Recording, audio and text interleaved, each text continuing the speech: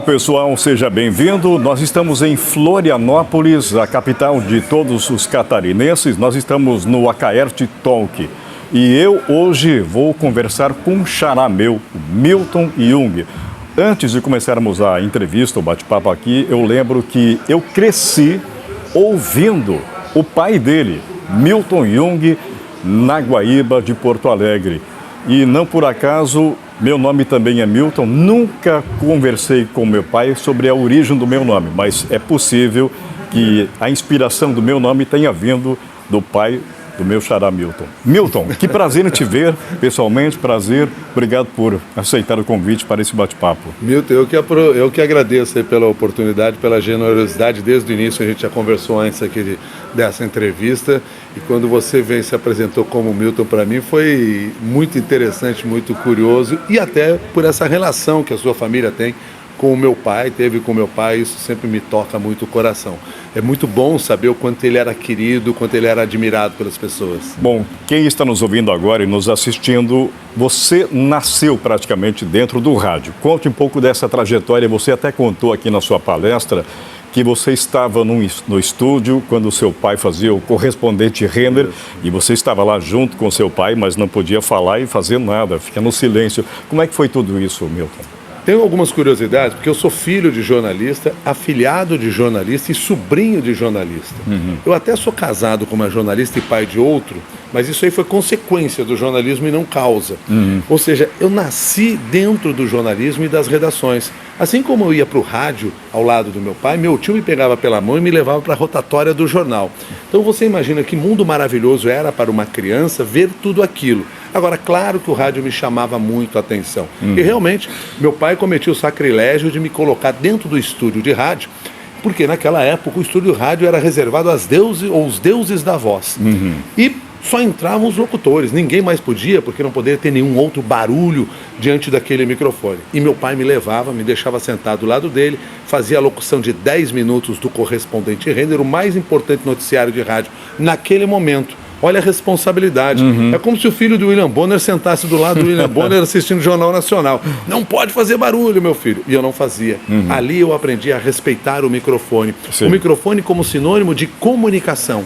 Por saber que tudo que você faz ali repercute e influencia as pessoas. E nós nunca podemos perder a atenção sobre esta responsabilidade que nós temos quando estamos com a comunicação, quando estamos diante do microfone. E como começou o Milton Jung no rádio, profissionalmente falando? Eu era criança ainda e participei de alguns programas na Rádio Guaíba, mas era uma coisa muito lúdica naquele momento. Sim. Agora, oficialmente, comecei em 1984, período de estágio, meu último ano na faculdade, eu me formei na PUC do Rio Grande do Sul, e eu fui fazer um estágio na Rádio Guaíba de Porto Alegre, no programa Esporte Amador na Guaíba, que era o meu grande sonho, porque além de ser jornalista, eu queria ser professor de educação física ou lateral esquerdo do Grêmio. É mesmo? Não dei certo para as duas coisas, segui pelo jornalismo. E comecei na Rádio Guaíba, trabalhando no Esporte Amador da Guaíba. Depois eu passei para o futebol, e aí eu me profissionalizei, porque me formei, e segui carreira, indo para o jornalismo, indo depois para São Paulo em 1991, passando pela televisão também. Estou lá na CBN desde 98. Bom, ele é gremista, vocês já ouviram, né? Eu sou colorado, então nessa parte a gente não tem nada em comum, não é? Agora, Milton, você que transitou no rádio desde criança, como você diz, do começo dos tempos, não é? O rádio já passou por muitas transformações. Nós estamos numa era, digamos, que a gente não tem uma clareza do que vai acontecer lá na frente. O futuro tá incerto, digamos, para muitas coisas. O que esperar do rádio daqui para frente?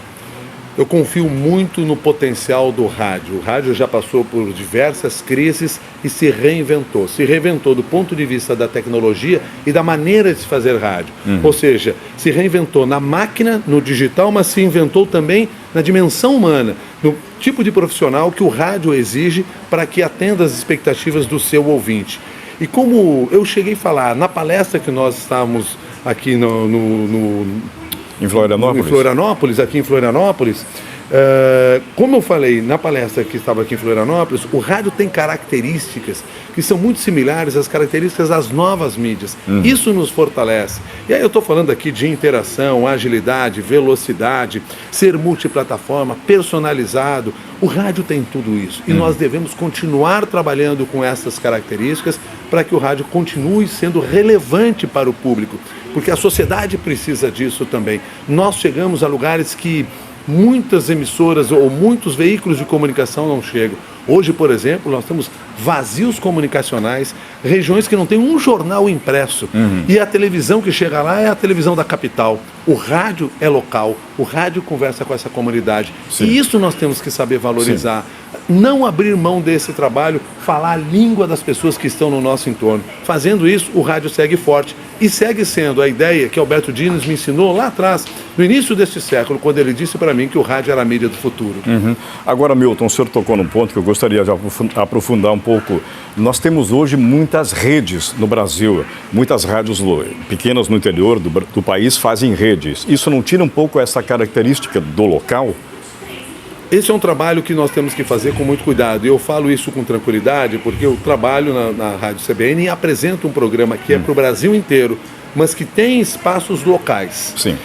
Para mim é muito claro o seguinte, o rádio em rede, da forma como ele é, ou da forma como nós fazemos, é um rádio que trabalha com um conceito do passado, que é o da glocalização, global e local. E onde ele se fortalece? Para mim, claramente, uma rede de rádio é como uma rede de pescador. Se ela for se forem fios soltos, não pega peixe nenhum. Agora, se esta rede ela tiver os seus nós, e os nós são as afiliadas, são as emissoras locais, é onde também se fala a língua da pessoa que mora naquela região, essa rede vai pegar muito peixe. Então, para mim, é muito claro o seguinte, eu não posso fazer uma programação na qual eu falo de São Paulo para o Brasil inteiro. Eu preciso que o Brasil inteiro fale nesta programação. E aí sim vai funcionar. Por isso é possível fazer rádio em rede, mas sempre respeitando e valorizando o espaço local. Nós não podemos abrir mão. Eu não acredito nos projetos que simplesmente replicam um modelo de rádio, um tipo de rádio que se apresenta num determinado local, seja no Rio de Janeiro, seja em São Paulo, seja em Brasília. Não vai funcionar, porque o público quer saber que aquela pessoa que foi falar com ela em determinado momento entende da sua vida, entende da sua realidade local. Então, para mim, claramente, é possível trabalhar em rede, sim, sempre respeitando a programação local. Milton, prazer em te conhecer pessoalmente. Eu que te agradeço. Muito obrigado pela entrevista e você que nos assistiu pode comentar, compartilhar essa entrevista com este rapaz aqui, Milton Jung, filho do pai Milton Ferretti Jung, lá da Guaíba, do correspondente Renner que eu ouvia quando era criança e adolescente.